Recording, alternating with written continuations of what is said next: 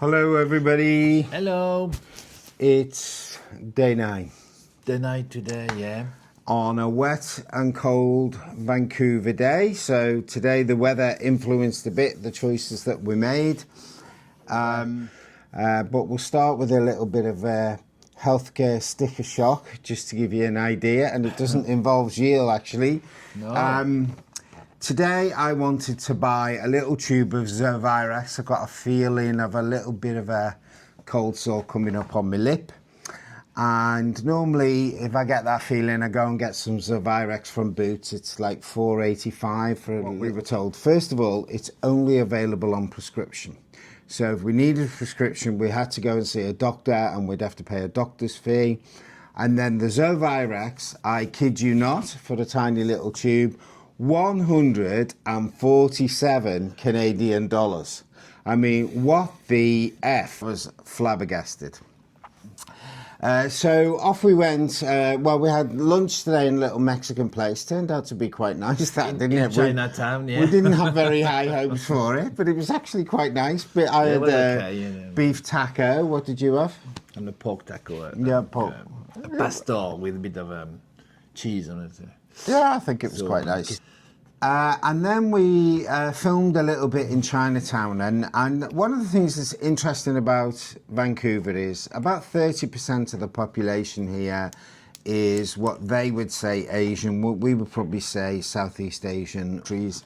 And it seems very sort of culturally diverse. There's a lot of, not just in the cuisine, the food is very good, but there's a lot of Asian influenced food in the area, but just seems very relaxed, very diverse and culturally integrated to society. But then when we got to Chinatown, there's a monument there, and it shows two people of Chinese origin, one as a miner and the other as a soldier. And it really tells the story of the Chinese settlement in this area, which goes back to like the mid-1800s.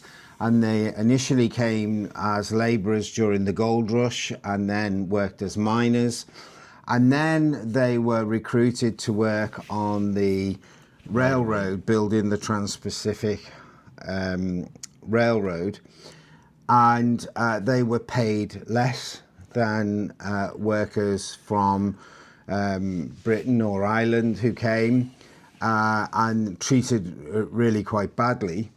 And then when the railroad was complete around about 1885, and bearing in mind that a lot of Canada's wealth was built on this Trans-Pacific Railroad, specific laws were passed just to discriminate against the Chinese. So, for example, Canada was welcoming immigrants from all over the world at that time, but they specifically barred people coming from China.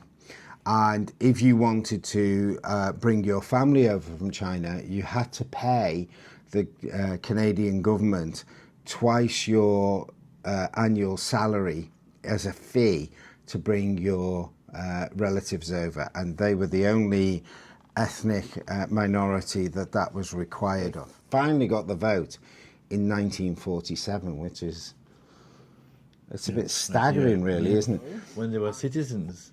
Yeah, they were citizens, but they couldn't vote. Yeah. So although it's today going in Vancouver, you would think it's a very interesting mix of cultures, and it seems very diverse and you know, well integrated. There's quite a history that sits behind it that sort of tells a slightly darker, different story, I'd say. Yeah, we went to the gallery. I wasn't that impressed.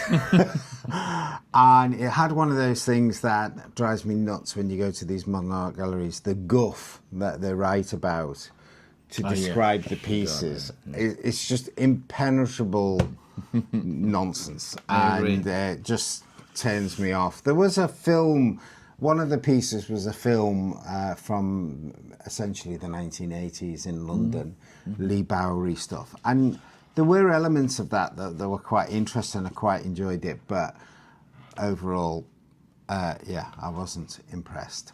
So that's pretty much our day today. Oh, you better give them a health update before you go. They're all worrying about you in the comments. Yeah. Your health. My health, well, it's it's getting slowly better, and so less pain today, and trying to manage the pain with the tablets and not to do too much. But yeah, Good. it has to go. It's its own course, and it will be fine. Don't worry. Thank you very much for for caring. Bye. So we say goodbye.